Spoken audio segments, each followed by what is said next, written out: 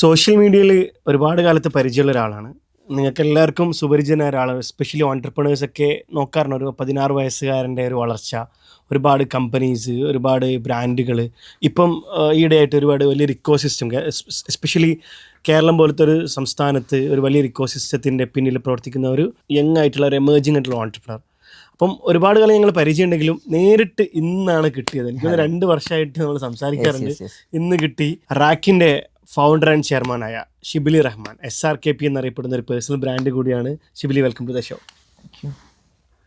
ഒത്തിരി നാളായി നമ്മളിങ്ങനെ സംസാരിക്കാൻ തുടങ്ങിയിട്ട്. ഒരുപാട് അപ്ഡേറ്റ്സ് ഇങ്ങനെ സോഷ്യൽ മീഡിയയിൽ കാണാറുണ്ട്. എവിടെ എത്തി നിൽക്കുന്നു യാത്ര? നമ്മൾ ആക്ച്വലി അത് പറഞ്ഞു തുടങ്ങാം. നമ്മൾ ഈ പറഞ്ഞ പോലെ തന്നെ 2 വർഷം മുന്നേ മെസ്സേജ് അയച്ച് പരിചയപ്പെട്ടിട്ടുണ്ട്. ദുബായിൽ ഇടയ്ക്ക് വരുന്നുണ്ടെങ്കിലും ഞാൻ വരുന്ന സമയത്ത് ചിലപ്പം ഫറാൻക്ക് വിഷയവും അങ്ങനെ കണക്ട് ചെയ്യാൻ പറ്റിയിട്ടുണ്ടായിരുന്നു. മൈ ജേർണി പറയുകയാണെങ്കിൽ ഇപ്പോൾ അറ്റ് പ്രസൻറ്റ് നമ്മളൊരു പ്രൊജക്റ്റിൽ വർക്ക് ചെയ്തുകൊണ്ടിരിക്കുകയാണ്. ദാറ്റ് സെൽഫ് റാക്കിൻ്റെ ഒരു എക്കോസിസ്റ്റം ടവർ ഇപ്പോൾ കാലിക്കറ്റ് വർക്ക് നടക്കുന്നുണ്ട്. ഒരു 10 ഫ്ലോർ ടവർ ഇപ്പോൾ നമ്മളവിടെ ചെയ്യുന്നുണ്ട് for early stage startup founders, early stage business owners. നമ്മളവിടെ ഒരു കംപ്ലീറ്റ് നമ്മുടെ ഗ്രൂപ്പ് ഓഫ് കമ്പനീസിലുള്ള എല്ലാ കമ്പനീസിനും കൂടെ ഒരു സ്ഥലത്ത് കൊണ്ടുവരിക. അതിന് കൂടെ നമ്മൾ ഒരു കോവർക്കിംഗ് യൂണിറ്റ്സും കാര്യങ്ങളും അതുപോലെ തന്നെ മീഡിയ മാർക്കറ്റിംഗ് ഡെവലപ്പിങ്ങിനൊക്കെ വേണ്ടിയിട്ടുള്ള ഫെസിലിറ്റീസും. കാലിക്കറ്റ് എവിടെയാണ് വരുന്നത്? കാലിക്കറ്റ് നമ്മൾ തൊണ്ടയാട് ജംഗ്ഷൻ എത്തുന്നതിൻ്റെ തൊട്ട് മുന്നേ ആയിട്ട്. ഹൈലൈറ്റ് ഒക്കെ കഴിഞ്ഞ ഉടനെ തന്നെ, ഹൈലൈറ്റ് കഴിഞ്ഞൊരു 1 കിലോമീറ്റർ ഹൈവേ സൈഡിൽ തന്നെ കാണാം. ഇപ്പോൾ കാലിക്കറ്റ് ഒക്കെ വരുന്ന ആൾക്കാർക്ക് തൊണ്ടയാട് ജംഗ്ഷൻ എത്തിക്കുന്നതിന് മുന്നേ ആയിട്ട് ലെഫ്റ്റ് സൈഡിൽ കാണാം ഇപ്പോൾ റാക്ക്. അപ്പോൾ അവിടെ നമ്മൾ ആക്ച്വലി നമ്മളൊരു സ്വപ്നമാണ്. അതിപ്പോൾ തിരൂരും കൊച്ചി മാത്രമായിരുന്നു ഓഫീസ്. അതെ, കാലിക്കറ്റ് ഉണ്ടായിരുന്നു. കാലിക്കറ്റ് നമ്മൾ സബ്സിഡറി വെഞ്ചേഴ്സ് ഉണ്ടായിരുന്നു. പിന്നെ ഹൈലൈറ്റിൽ നമ്മൾ ജസ്റ്റ് ഒരു ഫ്രണ്ട് ഓഫീസ് ഉണ്ടായിരുന്നു നമ്മുടെ ഓപ്പറേഷൻസിന് വേണ്ടിയിട്ടുള്ള. ഇപ്പോൾ എല്ലാം കൂടി ഒരു 1 സ്റ്റോപ്പ് സൊല്യൂഷൻ രൂപത്തിലേക്ക്. അതെ, എല്ലാത്തിൻ്റെ ഒരു ബ്രാഞ്ചസ് നമ്മൾ അവിടെ വരുന്നുണ്ട്. അപ്പോൾ അവിടെ എല്ലാ ബിസിനസ് സൊല്യൂഷൻസും അവിടെ അവൈലബിൾ ആയിരിക്കും. Very good. എനിക്കൊന്നും ഞാനൊരു കോഴിക്കോട്ടുകാരാണ്, വളരെ അഭിമാനമുണ്ട്. കാരണം കോഴിക്കോട് ഒരുപാട് ഒരു സ്റ്റാർട്ടപ്പ് കൾച്ചറും ഒരു ഓൺടർപ്രണർഷിപ്പ് കൾച്ചറും നന്നായിട്ട് കൂടുന്നതായിട്ടൊരു. കോഴിക്കോട് എസ്പെഷ്യലി നമ്മുടെ മലബാർ ഏരിയ. കാരണം നമ്മൾ കോഴിക്കോടിന്റെ മണ്ണൊക്കെ പറയുകയാണെങ്കിൽ എപ്പോഴും നമ്മൾ പറയും തുടക്കക്കാർക്ക് ഭയങ്കരമായിട്ട് സപ്പോർട്ട് കിട്ടുന്ന. എന്തൊരാൾ പുതിയതായിട്ട് സംഗതി തുടങ്ങാന്ന് പറയുമ്പോൾ അല്ലെങ്കിൽ അതൊന്ന് എക്സ്പ്ലോർ ചെയ്യാനും അതൊന്ന് എക്സ്പീരിയൻസ് ചെയ്യാനൊക്കെ പറ്റുന്ന ഒരു കൾച്ചർ അല്ലെങ്കിൽ അങ്ങനത്തെ ഒരു ഓഡിയൻസും അറ്റ്മോസ്ഫിയറും നമ്മളെ കോഴിക്കോടിനുണ്ട്. അതാണ് ഇത്തരത്തിൽ ഒരുപാട് ആൾക്കാർ ആ ഒരു കൾച്ചറിൽ ഒരുപാട് ഓൺടർപ്രണേഴ്സ് ആയിട്ട് വരുന്നതിൻ്റെ ഒരു സംഭവം. അതിൽ തന്നെ കൂടെ പറയേണ്ട ഒരു കാര്യം എന്ന് പറയുന്നത്, ഇതിൽ എത്ര പേര് അടുത്തൊരു സ്റ്റേജിലോട്ട് പോകുന്നു അവിടെയാണ് വലിയൊരു പ്രശ്നമല്ലേ. കാരണം ബിഗിനിങ് ഈസ് ഈസി. നാട്ടിലൊരു സംരംഭം, ഒരു ചെറിയൊരു സ്റ്റാർട്ടപ്പ് ഒക്കെ തുടങ്ങാൻ പണ്ട് അത് ഭയങ്കര പാടായിരുന്നു. പണ്ട് ആൾക്കാരെ നമ്മൾ കൺവിൻസ് ചെയ്യുക, പ്രത്യേകിച്ച് നമ്മുടെ പാരൻസിന്റെ ഫാമിലി കൺവിൻസ് ചെയ്യുക, നമ്മളെ ചുറ്റിലുള്ള ആൾക്കാർ നമ്മളൊരു ബിസിനസ് തുടങ്ങാൻ പോകുന്നൊക്കെ പറഞ്ഞാൽ ഭയങ്കര പ്രശ്നമായിരുന്നു. പക്ഷെ ഇപ്പോൾ അത് ഭയങ്കരമായിട്ട് പോസിറ്റീവായിട്ടുണ്ട്. ഇപ്പോൾ എല്ലാവരും സപ്പോർട്ട് ചെയ്യുന്നുണ്ട്. അതുകൊണ്ട് തുടക്കം ഭയങ്കര ഈസി ആവുകയും ഈ ഈസി ടു എൻട്രി ആയപ്പോൾ കുറേയൊക്കെ ആളുകൾ വരുന്നു, ഇതിനെക്കുറിച്ച് അവെയർ അല്ലാതെ വരുന്നു. അതിൽ തന്നെ എസ്പെഷ്യലി പറയുകയാണെങ്കിൽ ഇപ്പോൾ പുറമേ നിന്ന് കാണുന്ന പല ആൾക്കാരുടെയും ഫാൻസി ലൈഫ് സ്റ്റൈലും സക്സസ് വണ്ടിയും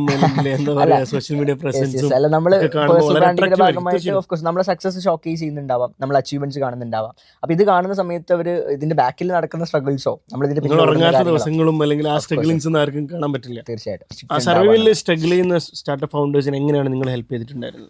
നമുക്ക് ആക്ച്വലി നമ്മൾ ലാസ്റ്റ് 2 years ആയിട്ടാണ് ഈ ഒരു ഓൺടർപ്രണർഷിപ്പ് സ്പേസിൽ ആക്ച്വലി ആക്റ്റീവ് ആകാൻ തുടങ്ങിയത്. ലൈക്ക് 6 years നമ്മൾ നോക്കുകയാണെങ്കിൽ ഇനീഷ്യലി നമ്മൾ കുറേ ബിസിനസ് സൊല്യൂഷൻസ് ആയിരുന്നു, ബിസിനസ് ഓണേഴ്സിനായിരുന്നു ടേക്കപ്പ് ചെയ്തിട്ടുണ്ടായിരുന്നത്.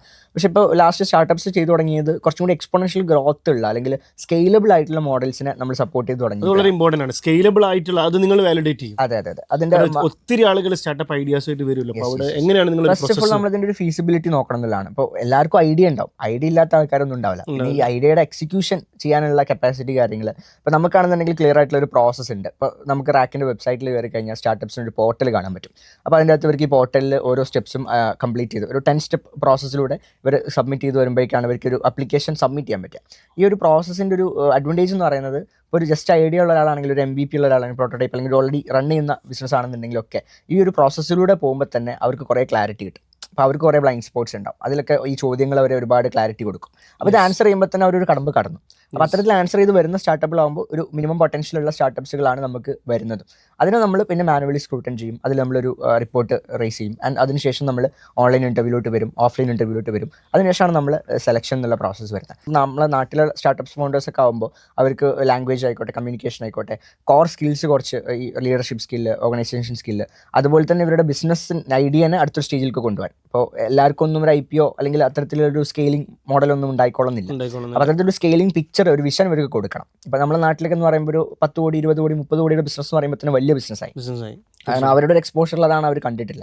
പക്ഷേ ഒരു 1000 കോടിയുടെ അല്ലെങ്കിൽ 10,000 കോടിയുടെ അല്ലെങ്കിൽ അതിൻ്റെ മുകളിലോട്ടൊക്കെ ബിസിനസ് എക്സ്പാൻഡ് ചെയ്യാൻ പറ്റുന്ന മോഡൽസ് ഉണ്ട്, എസ്പെഷ്യലി ഇൻ സ്റ്റാർട്ടപ്സ്. അപ്പോൾ അത്തരത്തിലുള്ള വലിയ വിഷൻ കൊടുക്കാനും ഇവർക്കൊരു VC-കളോട്ട് പോകാനും അതുപോലെ തന്നെ ഏഞ്ചൽ ഇൻവെസ്റ്റേഴ്സിലോട്ട് പോകാനും അതിൻ്റെ അടുത്ത സ്റ്റേജിലോട്ട് എക്സ്പാൻഡ് ചെയ്യാനും ഒരു SME IPO-ലൊക്കെ ഭാവിയിൽ പോകാൻ വേണ്ടി പറ്റുന്ന ഒരു വിഷൻ അവർക്ക് കാസ്റ്റ് ചെയ്ത് കൊടുക്കണം. അപ്പോൾ അത്തരത്തിൽ കുറച്ച് കാര്യങ്ങളും ഇതിൻ്റെ ഒരു ഫണ്ടമെൻ്റൽ സൈഡൊക്കെ ഒരു ഐഡിയ കിട്ടാനൊക്കെ ഉള്ള നമ്മളെ പ്രോസസ്സുകളും റാക്കിൻ്റെ ഒരു ഏരിയാസ് എങ്ങനെയൊക്കെയാണ്, അതിൻ്റെ റൂൾസ് ആൻഡ് റെഗുലേഷൻസ് എങ്ങനെയൊക്കെയാണെന്നൊക്കെ മനസ്സിലാവാനും ഒരു 3 വീക്ക് ഡീപ്പ് ട്രെയിനിങ് ഇവർക്ക് പ്രൊവൈഡ് ചെയ്യുന്നുണ്ട്.